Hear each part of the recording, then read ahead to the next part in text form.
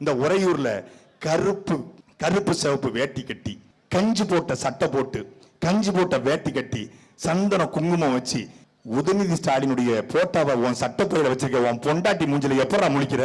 உனக்கு வெக்கமா இல்ல? உனக்கு வெக்கமா இல்ல? அப்படின்னு நான் கேட்கல.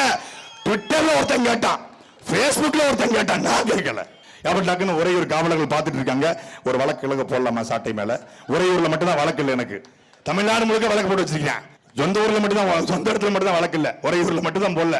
மாத்த எல்லாத்தையும் போட்டாங்க. இங்கேயும் ஒரு வழக்க போட்டு உறையூர் ஸ்டேஷனுக்கு துறைமுறை ஒரு 15 நாள் வர வைப்பான்னு பாப்பாங்க. நம்ம அண்ணன் தம்பி தான் ஸ்டேஷன்ல. காவலர்கள் யாருன்னு நினைக்கிற? பூரா நம்ம அண்ணன் தம்பி, நம்ம சித்தப்பன் பெரியப்ப, நம்ம மாமச்சான் தான். தமிழ்நாட்டு அரசியலில் காமராஜருக்கு பிறகு ஒரு நேர்மையான தலைவனுக்கு சல்யூட் அடிக்க காத்திருக்கும் என்று ஒவ்வொரு காவலும் துடிச்சுக்கிட்டு இருக்கிறான்.